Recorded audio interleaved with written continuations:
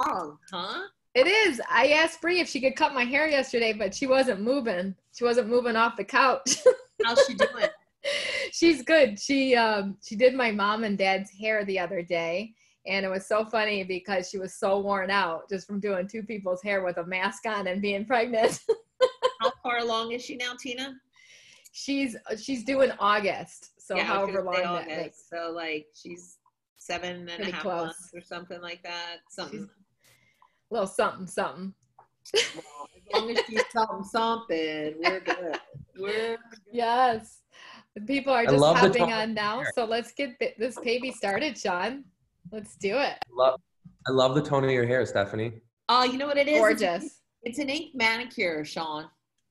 And it's just something I believe in because like right now, if I didn't have this, my hair would be, but you take a nickel size of Supercharge and you get a bottle of purple ink and you take a tail comb and you put it through the little nozzle and then you use the tip and in that purple ink, you put like pretend you're decorating a little snowman cookie or something and you put 2 eyes and a nose, like little baby chocolate kisses.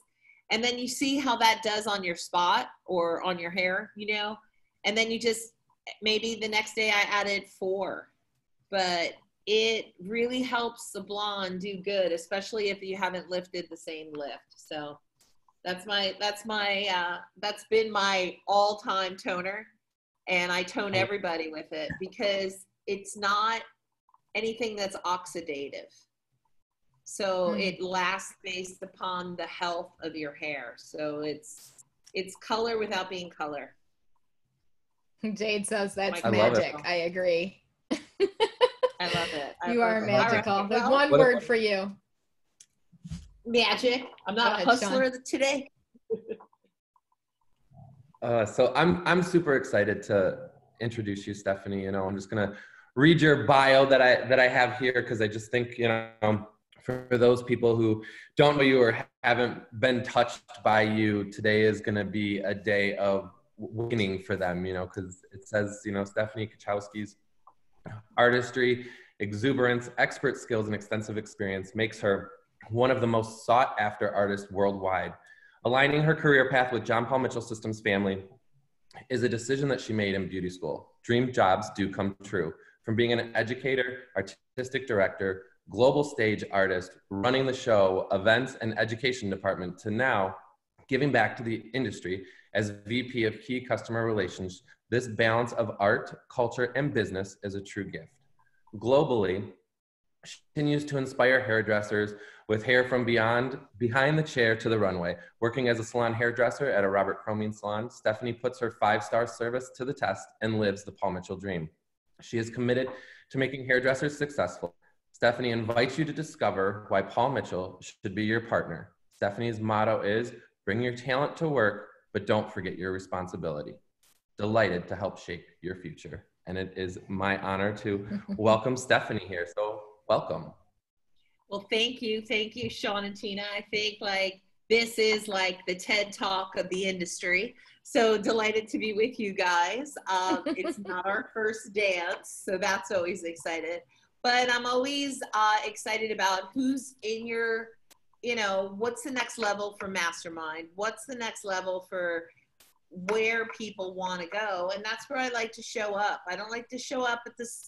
I like to start in the middle because you've already made some ideas. You already made some goals. You've got some stuff. And, it's not like I'm a magician or anything, but on our last interview, Tina called me a hustler. I've been hustling my whole life, hustling behind the chair, hustling to get somewhere. But as I get older, I think things through. So I feel like age is the greatest gift. It helps us understand who we are and maybe where we want to go. So take it from somebody who's done it, got the whatever. So delighted to be here to help your guests. Thank you, Stephanie. And I know people are going to be pouring in some questions, and I know we're at a different level than we were last Monday when we had our last speaker as well too. And so we always love to hear from you, Stephanie, and I appreciate the fact that you're always giving back to the future professionals and to salons. all over the country. And that's what this is, all salon owners that are on this. And I love that you said going the next level. And I want to ask you, Stephanie, like, what do you think is the next level for this industry? Because I don't believe in adapting. I believe in creating ourselves. And my word this year is new.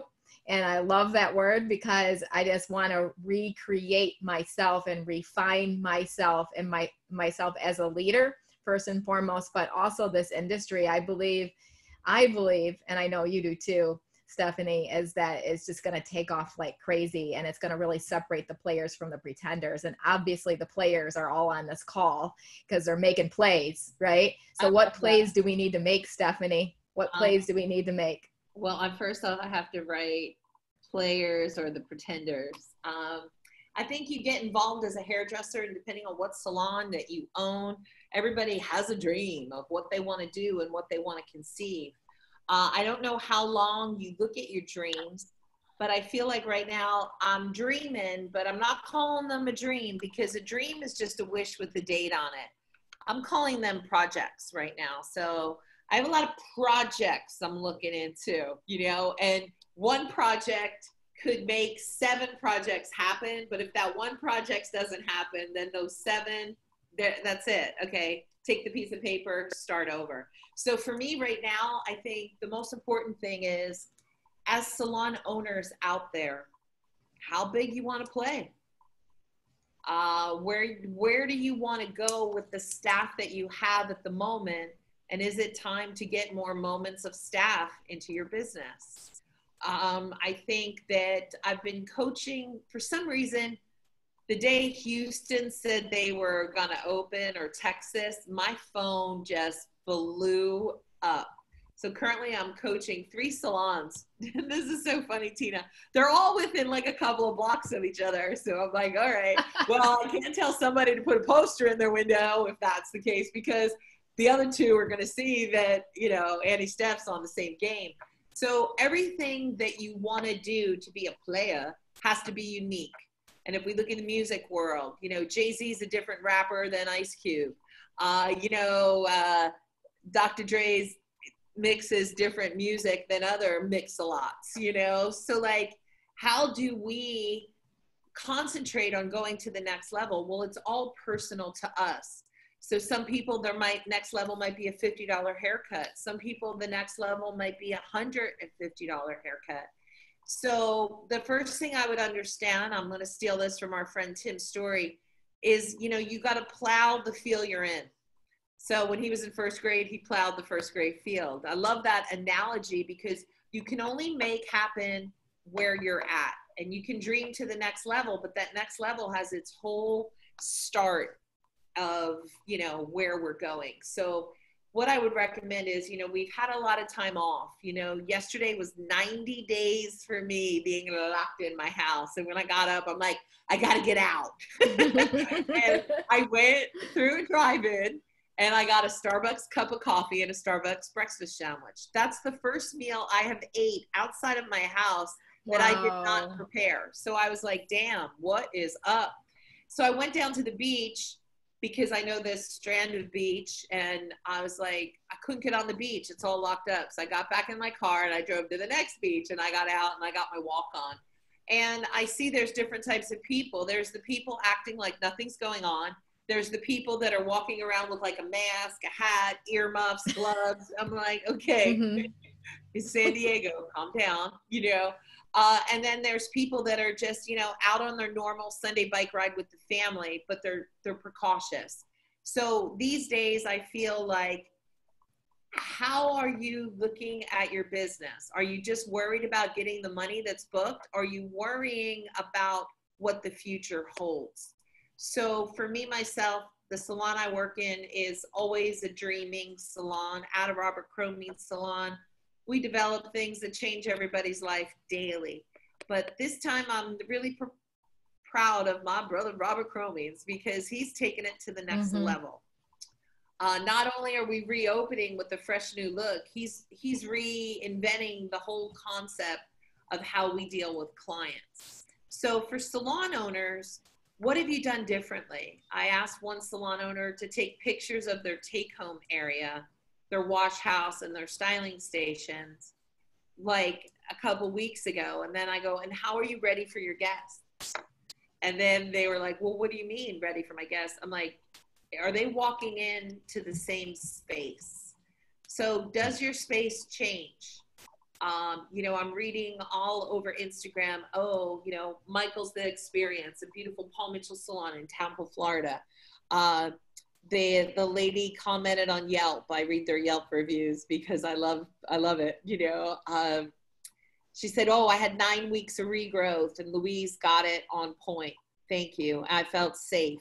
So, you know, in this world of playing big, I think we have the opportunity to play big right now.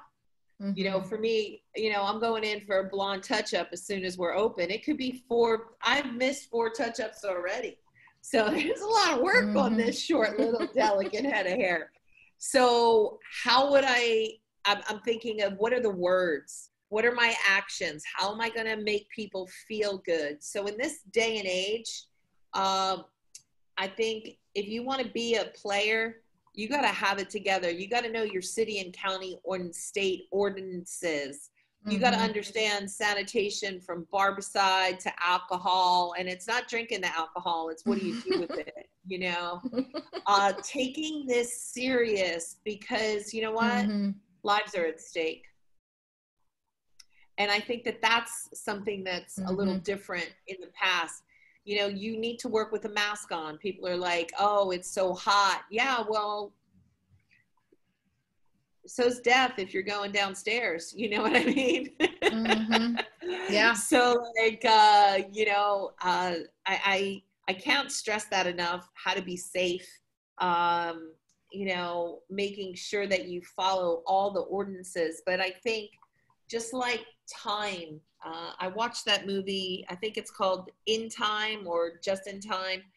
It has Justin Timberlake in it, and they're born and they have like a clock in their arm that talks about the value of time, and time changes. One day the bus rides 1 hour, the next day it's 2 hours, but the walk takes 2 hours. So how are you spending your time?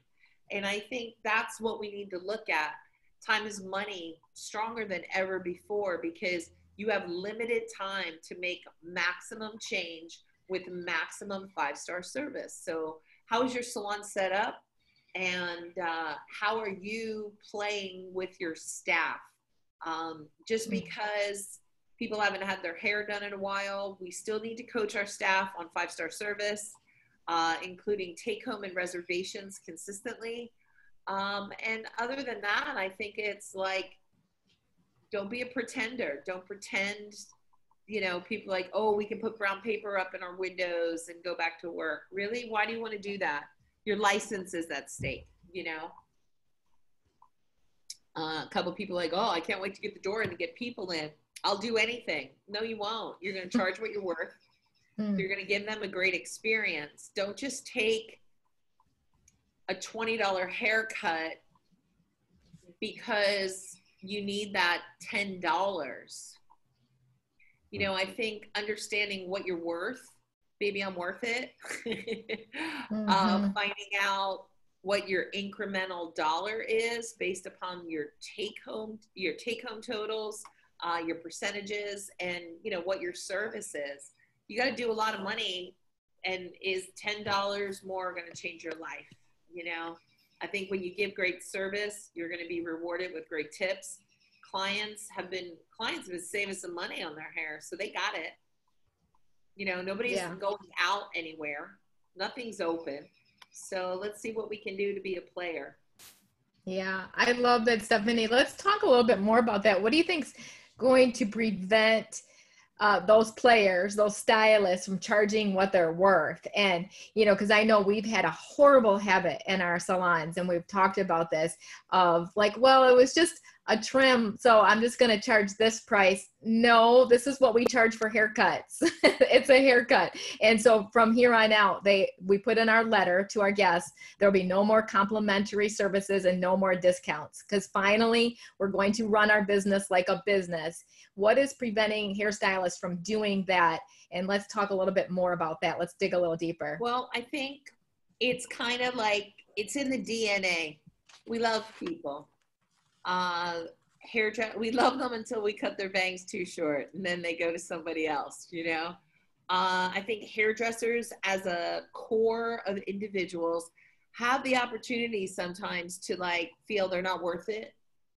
Sometimes they feel like, oh my God, Mrs. Smith, she has 7 kids. Can she afford it? Well, if I'm not getting paid what I'm worth, then the salon's losing money.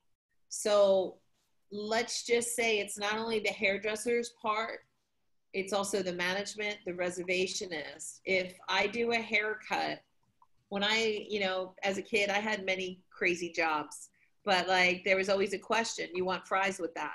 Because you had to sell a value meal to 3 different people.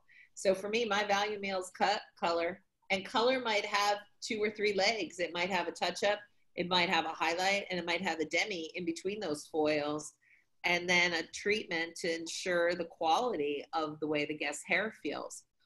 So it's kind of interesting as to how that works.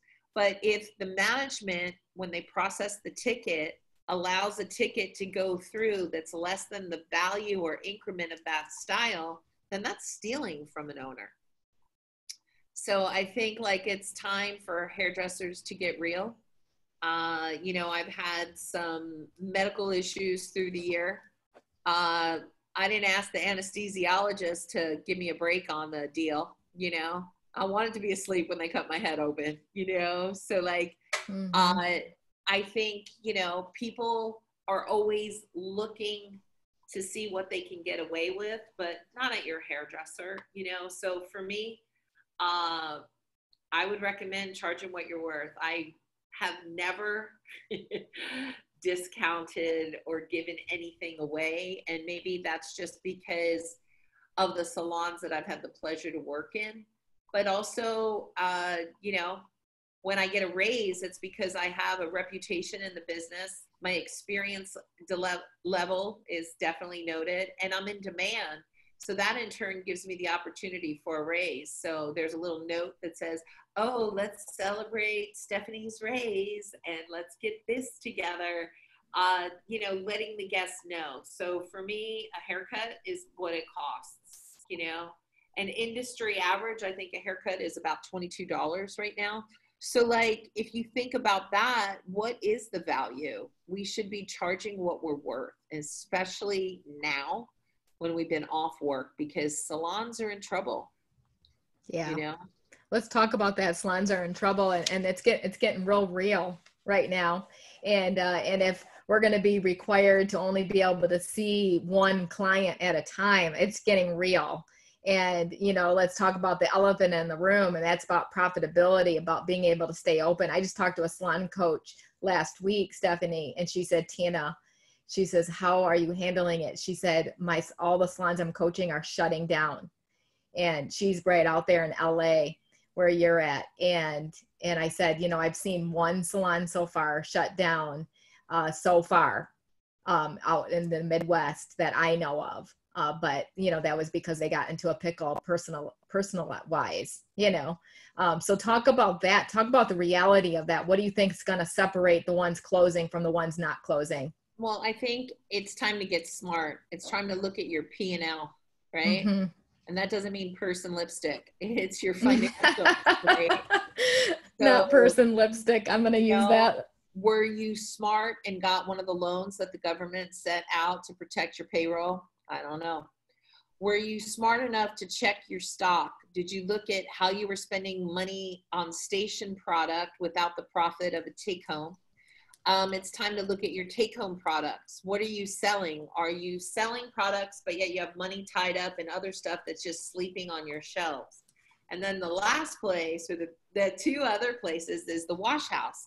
How much stock do you have in the wash house?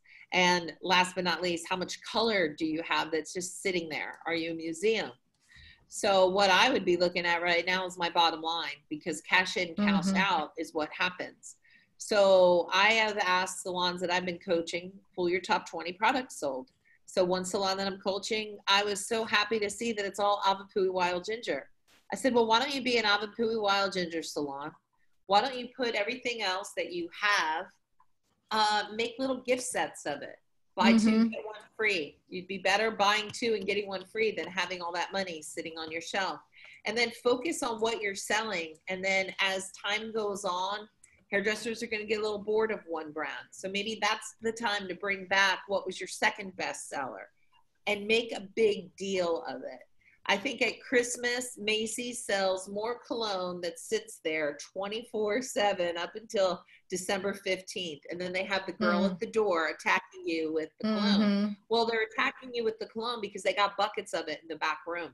So what does our salon look like? Have we dusted our shelves through all of this craziness? Have we rebranded the image of our take home?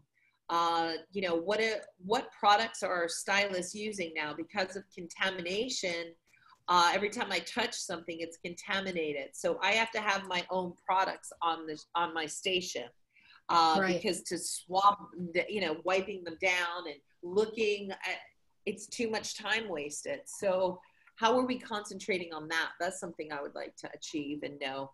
And then with color too, you've got a lot of color on your stations and probably in your take home area that you ordered, oh, it's going to be good. But clients really right now, they want bread and butter. So for me, I'm looking to, if I did one guest and I did a haircut, highlight, color, touch up, I might need a couple more flavors to get her there, but I would be stocked on my, 7654 NN and plus chocolate series. I would get the bread and butter of my color bar. I would definitely bone up on my blondes. I would definitely have all lighteners on hand. I would definitely have my demi color, my 9BV. I would definitely have some of my flash finish toners of the violet, blue, and, neutral colors to help, because we're dealing with hair that's been unkept for a while. So what I would do is I would look at what I have and how I want to accelerate it. I would be kind of worried about inventory. I would almost order just what I'm selling and keep my money in the business, because I've got payroll to look at, I'd also run take-home contests right now, ownership, and I would ask my distributorships to be involved in them. Hairdressers need cash right now. So who sells the most take-home of the day? Who sells the most take-home of the week? And I wouldn't do like a generalized title. I would do bottles per guest. Whoever sells 2 bottles per guest gets a little ticket in a fishbowl, and let's pull it out. I want to reward great behavior right now. There's a lady in the chat box, Jade Smith. I've been double booked. I'm not double booked, and I was able to purchase and maintain my home mortgage, provide my family. Not double booking increases your value and allows the best guests to come in the service. I prefer not double book, and I've assisted in coaching salons how not to double book, how to train new talent, how to inventory manage, and how to be profitable. My highest haircut price was $49. I think double booking, I'm the queen of double, triple. I used to do, back in the day, I would have a guest every 20 Back in the day. I think our reservationist was on diet pills, and she would just write names in, to get them in. Can't work like that now. For one, there's an ordinance that only allows 1 client per chair. There's like 10 allowed in a business. So I can't double book unless there's a shift that allows me to double book. And the room of 6 feet of separation, and social distancing is allowed. Guests aren't allowed to come in with computers, and, if you're not spending money, you're not in a business. So there's no more entourage. There's no more the husband coming in wondering how much he's got to dish into a ticket. But what I love about double booking or not double booking is the fact that I'm going to have a guest there. I'm going to be able to talk to her about product while her hair is processing. I'm going to be able to spend a little bit more of that teaching artistry opportunity with her.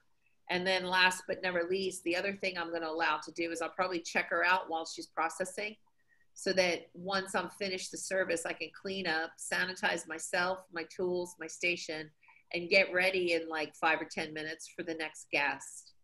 I think from my friends that have opened and been behind the chair right now, they definitely are noticing that sanitation takes a little bit longer. Besides, it's so hot in the mask. And one girl goes, and you got to have snacks. Yeah, we said snacks outside. Sean and I, we have a 6-month course that we train on the 5 strategies of a healthy business. And the first month we spend just on the foundation. And so something I heard you say, which I think is really powerful that we're working on in our salons as well too, and also those salons that we're coaching, Stephanie, is one of looking to see how much each stylist is actually making per hour.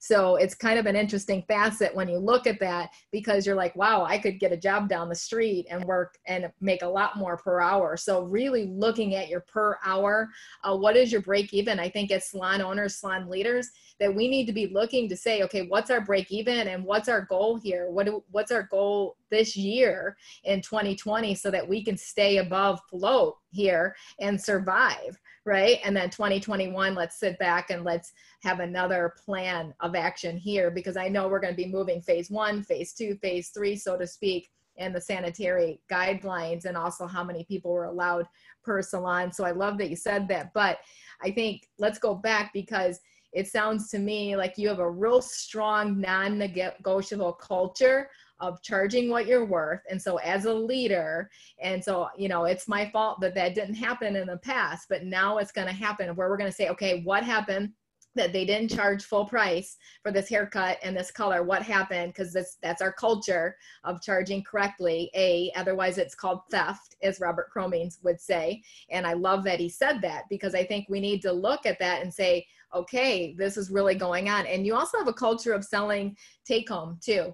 And we actually went through an entire course in our salons of reasons why people don't sell take home. And I think just the awareness of the fact of, oh yeah, this is why I don't sell it. But I can tell you right now, everyone's buying all kinds of take home off the shelves everywhere, but in our salons all over the country right now. And I've heard salons opening, they're calling it Corona Christmas right now. All of a sudden, they're getting their clients to actually respect them, because they look like doctors with masks on. They said they love wearing masks, and because they look and sound like doctors, and now all of a sudden they're buying this take home from them. Talk about that, because I think as a leader, we have to say, okay, we have a written culture of selling take home. We have a written culture of charging exactly for the exact prices that's in our menu, right? We're not going to change prices here, stylists. And so let's talk about that process. And I love the fact that you're basically saying 2 to 3 services per guest. I can't even begin to tell you the amount of salons I've gone into all over the country that do not sell me what I need for my hair, like a hydro triplex, a Kera triplex, something, do something, right? All across the country. No one sells those to me. Well, Tina, I know this great hairdresser. She'll have some openings come July, August. Yeah. I'll tell you more Kera triplex than you ever think about. I think first off, you know, I watched a movie yesterday. My sister called me and she goes, I go, what have you been doing? She goes, I've been watching this movie, and she names an actress. And I'm like, I don't know who that is. And she goes, she was in so-and-so, and she was the mother. I go, oh, I love her, you know. But it was about how the school board, 2 people took money out of the school foundation. And like, I don't remember the amount, but it was exorbitant, you know. But what that made me think about is what would it be like to have a job making $800,000 a year? What would I need to do? So the first thing after I was done that movie is I Googled, what jobs pay $800,000 a year? Mine was not listed,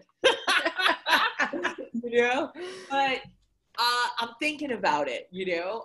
So when I think about it, you got to have a goal or a project So as a salon owner, you have to know your break even. So right there, owners, get educated about what kind of money your business needs to soar. Because I think a lot of ownership just lets it, you know, they go in and they play, they go, you know, automatic pilot. Mm-hmm. If you have a reservationist, that reservationist job is to count the money and make sure the money's right, but it's right per element or level of hairdresser. And then it goes into daily coaching. You know, I'm coaching a salon right now and I got their numbers from the weekend. Their average ticket before Corona was $43. And today the lowest average ticket that I saw was $89, up to an average ticket of $338. So what did it take? Did it take some crazy lady calling them and reminding them that they're, baby, I'm worth it? So for me, I think if you don't know the product knowledge, shame on you, because there's more digital advertisement and communication that's available right now. On behalf of Paul Mitchell, there's PM Pro. I know I make 3 videos a week to go on social gathering or that go on social media that talk about what you can do. If you were at home during this whole reboot and you didn't clean out your mind, condition yourself, restyle yourself, and invent who you want it to be as a leader as you come back to work, you got some homework. I think too, what I love is a couple salon owners that I'm talking to are going to rehire their staff with a new book of what the salon policies are. A salon culture is only as good as it's enforced. I'm also dealing with another salon. This salon has an owner. They were in business for 40 years. There's a new owner, and it's not the 40-year owner. So I'm like, all right, we got to help her be a great owner. So looking at what your staff wants in greatness, how are they expecting the owner? You know, I've heard some great things said about my boss at the salon from our happy hours and our weekly calls. I feel we're hanging out with the staff more than we ever had, you know? So when I'm looking at the culture of a salon, the culture of any country or of anything is only good as it's enforced. So it's the enforcement of it. Today is not give away a free haircut day. If you're not charging your right price, you know, like, so like if I was at dinner and I came down, they would put this little thing there, right? And they're looking for the credit card to stick up, right? Well, why don't I have a book like this at work? And maybe in the center, I write my prices down, and maybe I have a ticket. I don't know, this is just a little notebook I have. And that's my ticket, but I have a reference. I know my prices because I have a reference in my scissor pouch. So in that, it's right there. So when a guest says to me, well, what's your highlights? I go, they start at 150. How many do I get for 150? Depends on your haircut. Because I'm not going to over highlight your hair I'm not going to highlight back here if your hair is as short as mine, you know? So like, there's different ways that we need to work with that. And, you know, it goes back to, you know, I come from the hair show world. So I had a get ready set. I had to get a lot of people ready for a show. So I didn't do unnecessary color. I did it where it counted. And then I added top coats of crazy colors that drew people to the booth or drew people to the stage, or allowed someone to say, oh, what team did your hair? And the response was Paul Mitchell, you know? So like looking at all the wonderful things, when you look at a goal and you look at a culture and you look at take home, it's all part of the service. If I don't pre-book my next guest, I don't have the traffic. If I don't take care of my guest's hair, then I don't have a great head of hair to work on, and they're not going to have the ease of styling. So there's my take home. If I don't recommend 2 or 3 colors, their color might just not look so good on the return. You know, I only have guests asking me for haircuts right now that are like, oh, I need my haircut. Could you do it? Salon's not open. As soon as it's open, I would love to have the pleasure to reshape your locks. Right now, She goes, what can I do? I said, ponytail. You know, I'm just not putting myself in harm's way. It's not worth it. Mm-hmm. Baby, it's not worth it. Then they find your valued client. Well, yeah, I want a valued client, and I also want to be a valued hairdresser, and my health is as important as everybody that comes in. So, amen. you know, That's so good. You know, I want to go backwards, but I also want to focus on the reinventing yourself part, but I want to go backwards just for a second, because you said something really powerful when it comes to stacking, because I think that's part of our foundation course. Because one of the things I did years ago that I made the mistake with is I kept ordering different products for my stylist. This is my first salon, by the way, that I lost a lot of money. We don't even want to go there on the numbers, probably $500,000 by the time they all walked out. Right. But I was that type of owner. Like, I just wanted to please everybody. And so whatever product you want to carry, let's carry. So we had like 8 different products. I might be, saying, it really was just 2, but I mean, I think 2 is too many. And so I think you have to make a stand of, this is the company that I am going to back up, because they back me up. And that's the number one reason why I went with Paul Mitchell, because of the way that they train. I love the fact that they have this new social gathering page, of course, on PM Pro. I think it's amazing. And hearing from all of our different, incredible experts in the fields. But I think let's talk about that for a minute, because talk about that people pleaser leader right now that just needs to take a stand and just say, no, this is the product we're going to carry because of this reason. And this is why we're going to do it. We're going to stick with us, make a culture.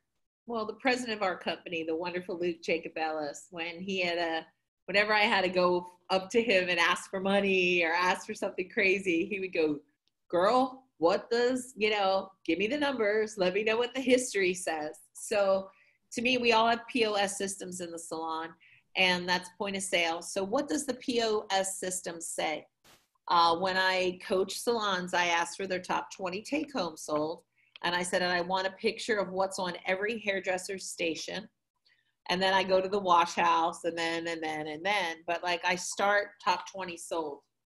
Usually it's a styling product. Usually super skinny's up there, maybe sculpting foams in there. Depending on the size of the salon or the type of hair they do, I can almost tell their clientele from what they're like showing me in their sales.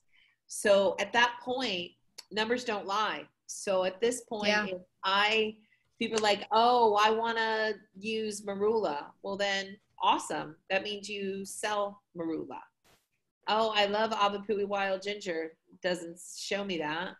One salon had like 12 different shampoos on their back bar, and they sold no shampoo in their top 20. I go, so I'm taking it you don't shampoo hair. And they're like, why? I go, because you don't sell shampoo.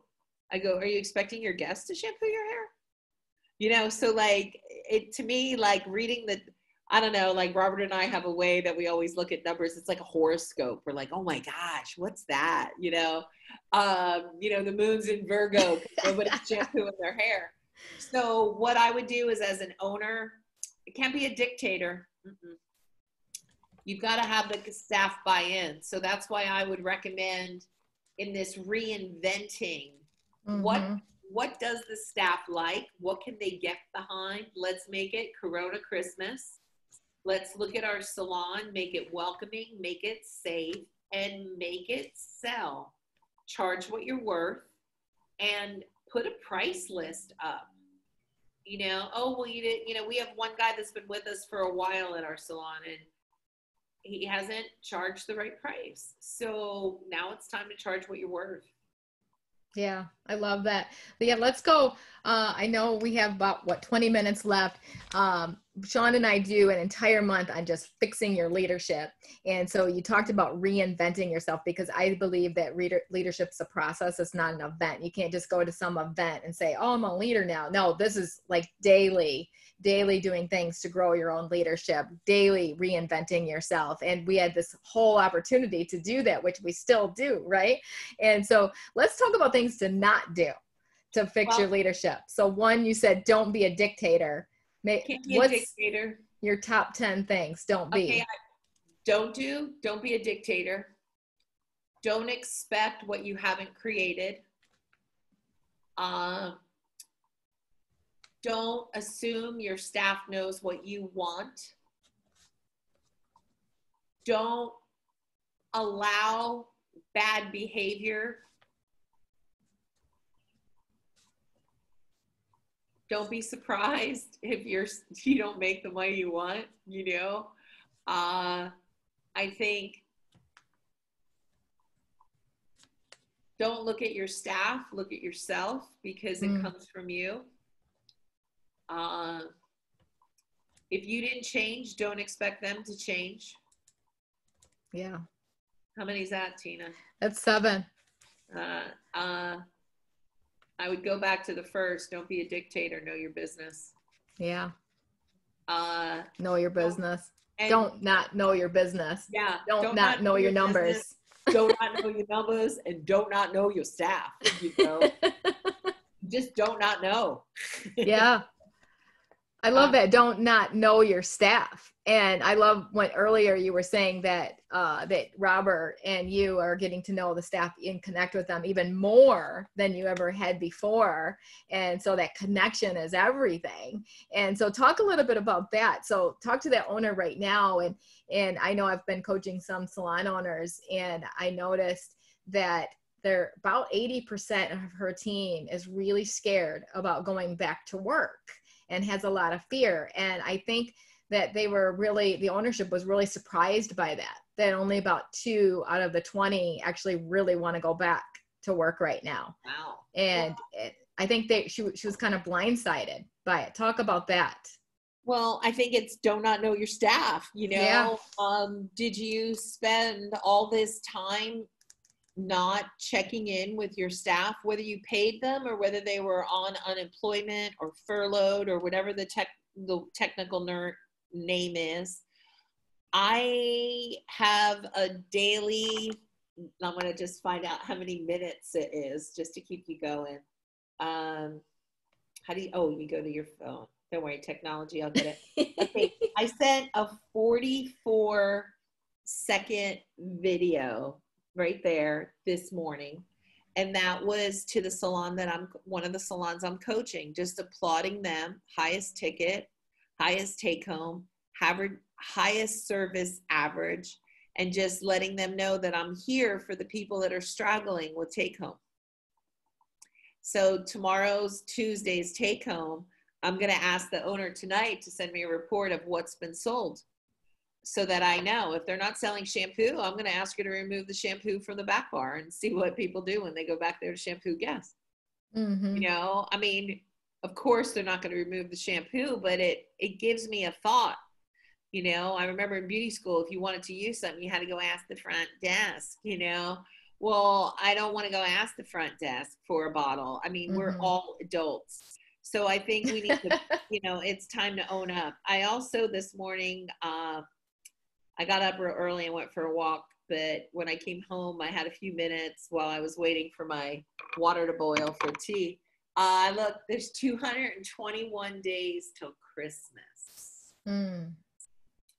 So if we think about it, we just went through 90 days of lockdown. So that's probably, we got 6 more months till Christmas. So what are we going to do? So for me, if I'm a salon owner right now, I'm going to look at the goals and values of what I want as a business. I'm going to look to my business and I'm going to see where's it thriving? What's the health of my business? What's the income and finances of my business? What are the work and the careers of others? What are my staff doing? What are we doing socially to connect either to guests, to staff, or even to my vendors, my distributor partners? What am I as an owner doing for fun, for leisure? What is my staff doing for fun and leisure? What about self-growth? Have I gone through some hoops and valleys since I've been in this lockdown? We all have. What about the happiness and fulfillment of myself, my staff, my guests, my vendor partners? And then also, what are the relationships that I'm in that will help grow? It's kind of a puzzle. And you know, I would rate myself on where I'm at. How well-rounded am I as an owner? And what areas do I need to grow on? And what areas of balance, relationships, you know, sometimes you just got to unlock the surrender and look to where you're at and see what's happening. I read a couple weeks ago this great little quote. I'm finding it, Tina. I'm finding it. It's really good. Okay. You know, I use the word choose a lot, right? And my choice is always, when I look at something, like when I was cleaning out my closet, I tried on everything. So I had dress up Barbie, you know. What did I choose to keep? And then I looked at it. Does this serve me? Does this skirt bring my butt joy anymore? You know? And if it didn't serve me or bring me joy, I put it in a trash bag and I put it in my trunk. And I'm driving around right now. I'm surrendering my service because it doesn't look great on me. It's out. But if I left the bag here, I could just rummage through it on that day when I can't find something, you know? So I look at how I spend my time. As an owner, how you spend your time is amazing. Terry Cowan gave me the best advice that when you coach people, you stand and coach people. 2-minute face-to-face coaching. The minute you sit down, it opens the door like, oh, I've got all the time in the world. No, 2 minutes. There you go. I love it. Terry also, how honest can I be? So for me, how I'm spending my time. If I'm spending my time coaching and getting nowhere, I'm not a good coach. So maybe I need to ask that person, how do you like to be coached? I have a gentleman that works for me that I love. He doesn't work for me. He works with me. He's my godson. I said, how do you like to be coached? He goes, not in public. And I'm like, all right. So me mocking you is not working, huh? And he goes, no. I go, all right. I get you. So there was the other day on the internet, there was something that said, you'll be the first millionaire in your family. So I sent that to him. And he goes, thanks, Annie Stefan. I needed that. You know? So if you're looking to choose, you got to find joy and how it serves you in that choice. How you spend your time, how you spend your day, how you spend your money. And here's the clincher, how you spend your attention. My attention is what's shiny. You know, the other day I'm out on my patio, spending my attention, giving it to my plants. And all of a sudden, bzzz, there's a hummingbird. And all I'm thinking of is the bedroom door is open. What if that little bird flies in the house? What am I going to do? Now, the bird is as big as my thumb, and I'm bigger than my thumb, you know? So I'm like, so all of a sudden I get like the foot out and I close the door and I'm like, I hope I didn't close the bird in the door, you know, and then all of a sudden, bzzz, I heard it. I spent my attention that day on my balcony watering plants, you know, and that's where I needed to be. But I also write a list of what I need to get done that day. And I put myself on that list. I put my personal things on that list. I put my work things on that list. And I don't overbook myself because today I had a 12 o'clock call. Well, unfortunately, she's like, something came up and I need to move that to Thursday or Wednesday. Well, that's great. Guess what? I have time on Thursday or Wednesday. I think in the past when I was double, triple booked, traveling around the world, doing this, I booked myself out of my own life. And what I'm learning now, Sean, that hit you there, huh? Yes. You know, you got to leave some spaces in your day because your day you need some space in your day. You know, we can't go from 8, you know, like today I'm solid from 8 till 2. So what did that mean? It meant get your butt out of bed and go for a walk, you know? And I went for a walk. For some reason, all these weird bugs were out this morning. And I was like, oh, don't step on that one. If anybody was watching me walk, they probably thought I was drunk because I was like, just. Oh my gosh. Because there were these weird bugs outside. And I'm like, you should have photographed them, found out what they were. If you're not researching something for yourself, for your business, for your staff, I put that on my list. You know, do not know what you don't know. How's that for another one? That's hard to do to start a sentence. But, you know, I've been on the internet more than I've been anywhere looking at crazy stuff. You know, like I think the most important thing as we come to closure right now is we have the opportunity to restart, a whole new restart. So I didn't like my dining room light. What do you think I did? I'm in a rental apartment. I took it apart.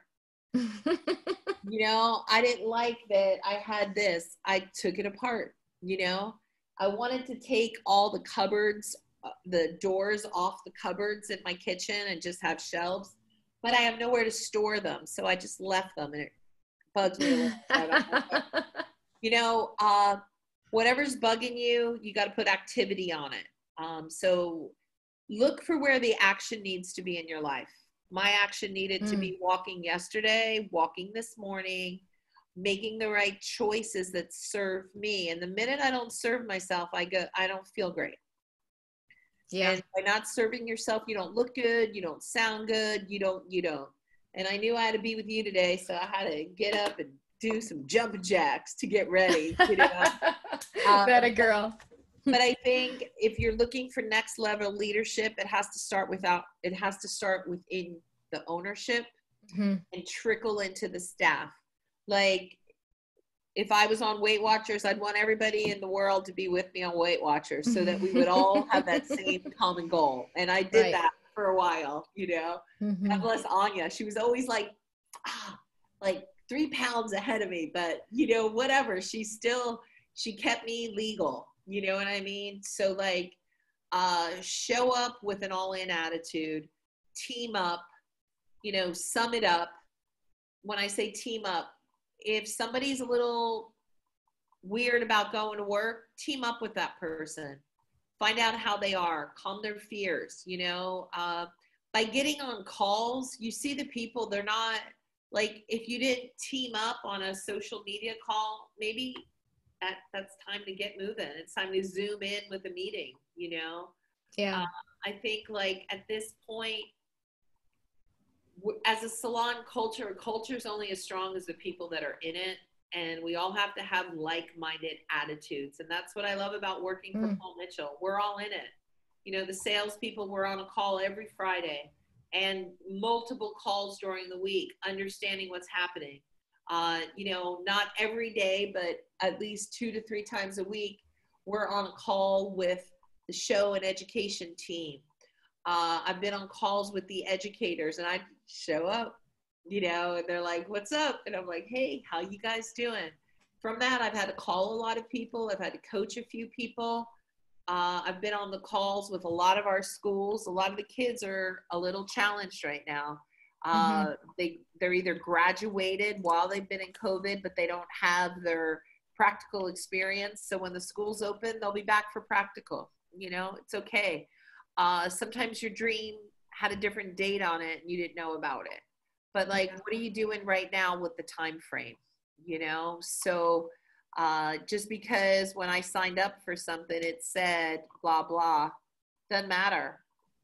Shit happens, you know, but I would just look, you know, I'm looking at what I can do to reinvent myself right now, you know, and it's getting out, and I mean out. So for me, what's the best way to get out? Drive somewhere and go on a walk, or leave your apartment early and go for a walk, you know. But you've got to put time in your space so that you choose what's right at the moment, and moments shift. What was good an hour ago isn't good anymore.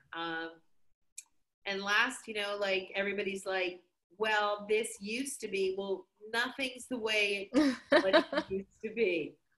Stop saying that. Well, when I started cutting hair, that was 100 years ago. So, you know, you're only as good as yesterday, but you can't measure today based upon yesterday. Because you're feeling different, you're looking different, life's different. So what does that tell me? Make the best of now. Plan it, choose it, schedule it. Watch how you're spending your time. A lot of people like to waste a lot of time. There's no time to be wasted anymore. You know, time is the most precious thing, you know. Could I give somebody, you know, I can't buy time. That's the thing. You know, I can only spend it with the people that I love, you know. So I That's would so just good, recommend, Stephanie. as we move forward in this reboot of life, it's a reboot, you know. I just look at my plants. I hate to say this, but my plants are thriving right now. Why? I'm home. Because you're watering them. I'm taking care of them. You know, they're getting sun. They're getting this. They weren't left in an apartment for 26 days on their own. You know, they're out, whatever. So I looked to my one plant, and I know this is so stupid, but they've been like my children while I've been in lockdown. It's thriving. Why? It's outside in the sun. So maybe it's teaching me to get my butt outside in the sun, you know, and not being glued here, because there'll always be time for a phone call.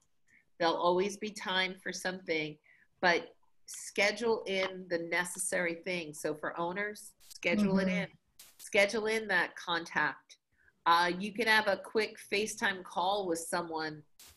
I'd limit it to 2 minutes. I sent a 44-second coaching message as my morning powwow to the staff. So good. So Stephanie, I love that you're saying don't just survive, but thrive.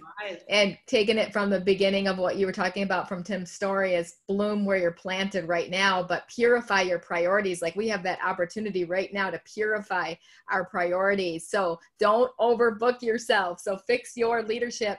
This month, we are talking about fixing your attitude. Stephanie, you're the most optimistic, most incredible people I've ever met. I knew that you were going to fill up my bucket today, which you have, and I know everyone else feels so filled. How do you fix your attitude when you wake up on the wrong side of the bed? What do you do specifically to fix your attitude? Help everyone today to know how to fix their attitude.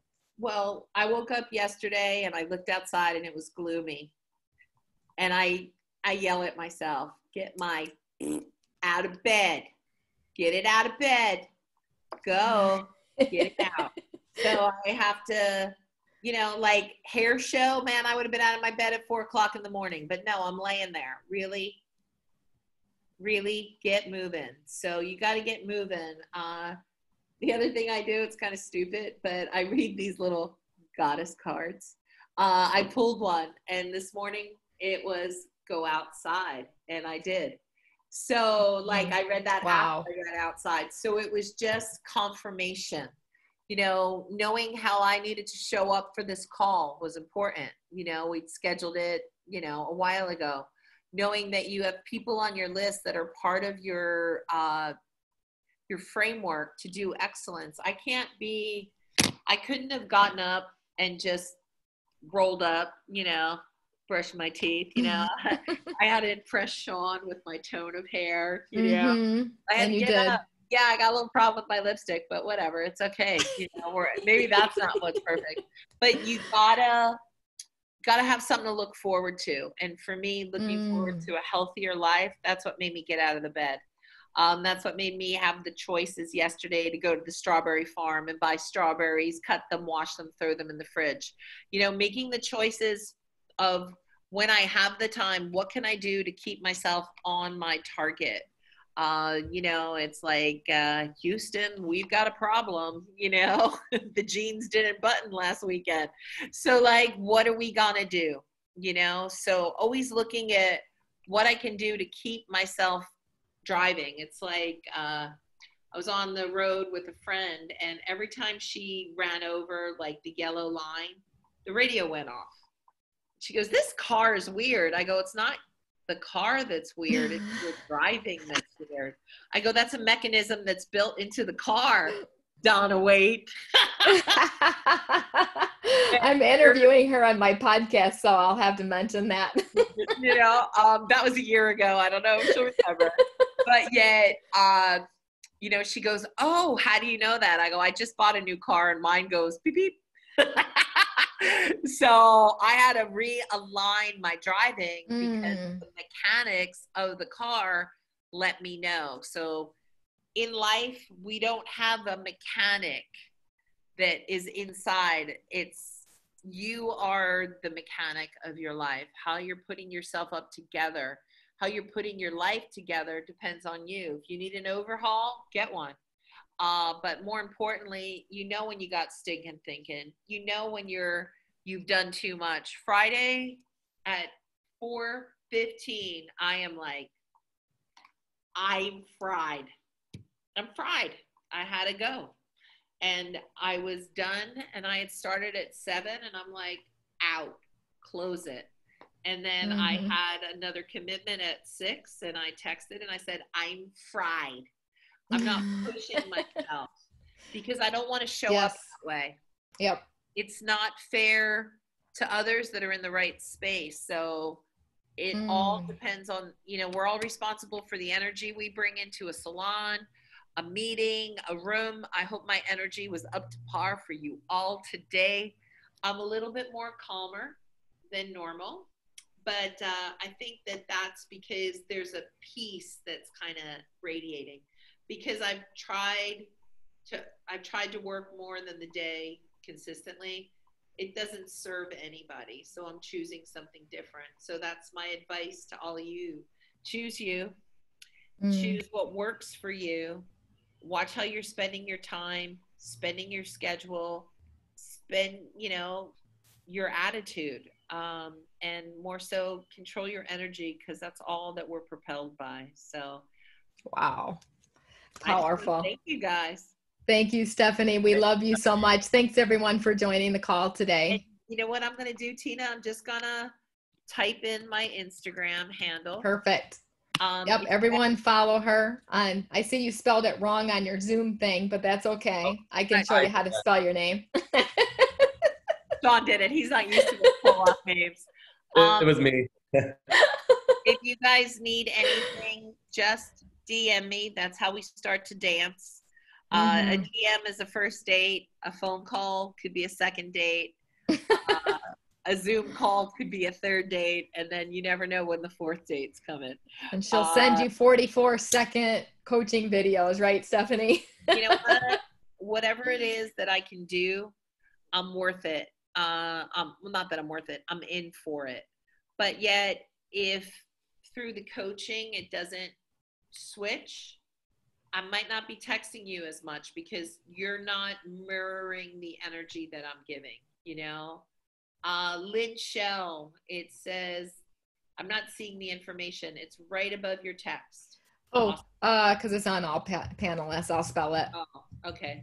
That's why. All right. There you go. That's how you spell her name. Did I do it? Yep. Get on Instagram if you guys have any questions. I post a lot more on Paul Mitchell's pages than I have been on mine, but I'm getting there. Just trying to choose the right words for the right time. So other than that, I'm honored to be with you guys. Have a great day. Sean, Tina, thank you so mucho. We love you, Stephanie. Have a happy May, and just know June is coming. It's coming. June's a coming. Yep, right around the corner. All right. Choose what you want in life, because then you'll get the right rewards. So I'll talk to you guys soon today. Bye. So good.